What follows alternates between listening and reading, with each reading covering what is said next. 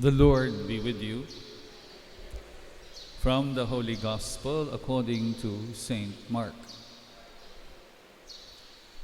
Chapter 8, verses 27 to 33.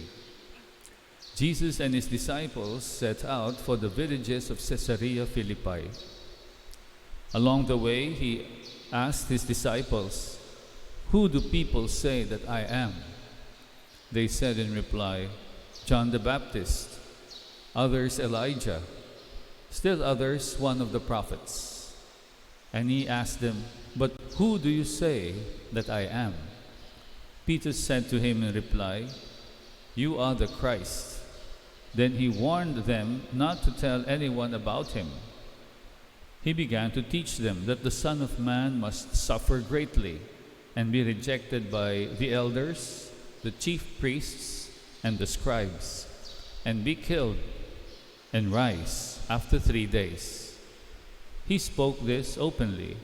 Then Peter took him aside and began to rebuke him. At this he turned around and, looking at his disciples, rebuked Peter and said, "Get behind me, Satan. You are thinking not as God does, but as human beings do." The Gospel of the Lord. Praise to you, Lord Jesus Christ. Good morning, brothers and sisters.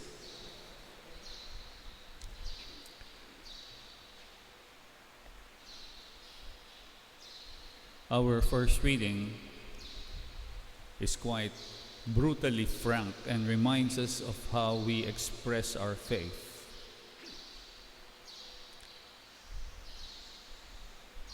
In the letter of St. James, we are reminded that in our commitment to Jesus Christ, all forms of favoritism or discrimination must be removed from our hearts. The example here is very direct to the point. Kapag may pumasok na isang mahirap sa kanilang assembly, which is usually in a synagogue,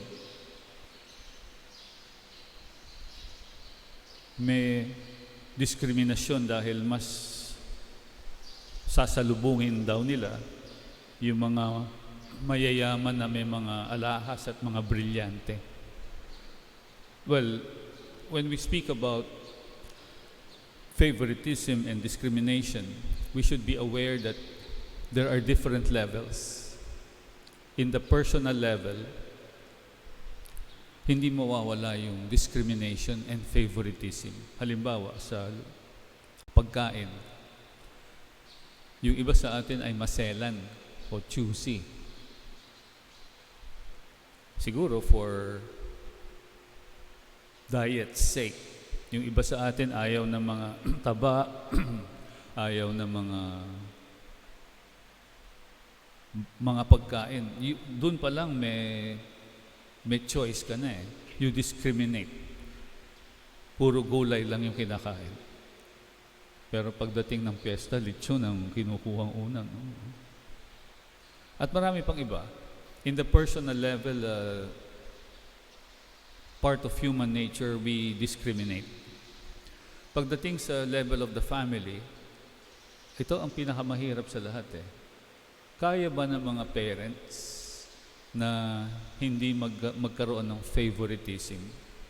Example, parent A tends towards child A kasi slow learner, kailangan na matutor at saka sakitin. So kailangan talagang bigyan ng attention si child A. Iisipin ni child B, favorite naman ng parents ko yung kapatid ko eh. Kasi matalino na siya eh. Fast learner at saka malusog. Parent B naman will tend to have more attention to child B kasi si child B laging pwedeng ipasyal. At saka parent B, lagi siyang nagsasabit ng medalya. So, napakahirap siguro i-apply yung favoritism, tanggalin ang favoritism sa level of the family. Pero pagdating sa lipunan, makikita natin na talagang talamak ang favoritism. Walang kamag-anak, walang mahirap, walang mayaman. Yan yung mga campaign, spells na naririnig natin. Pero pagdating sa reality, hindi matatanggal ang favoritism. So ang challenge ng unang pagbasa sa ating faith community, maging aware tayo that God Himself shows no favoritism. In Matthew 5 verse 45 to 48, God makes the sun rise on the evil and on the good and sends rain on the righteous and on the unrighteous. So my dear brothers and sisters, in this Mass we ask for the grace to be aware that we must be inclusive, especially when we relate with our brothers and sisters. It is very difficult, but at least the awareness is there. Kapag merong mga tendency na maging favorite yung ganito, favorite yung ganon, hindi nang tatanggal yun eh. Kahit sa simbahan. Marami akong mga karanasan dyan. Kaya lang, baka umabot pa tayo hanggang hapon. Baka mamaya maraming mag-comment sa ating mga live streamers. So, we don't have to give examples of favoritism and discrimination, even in the church.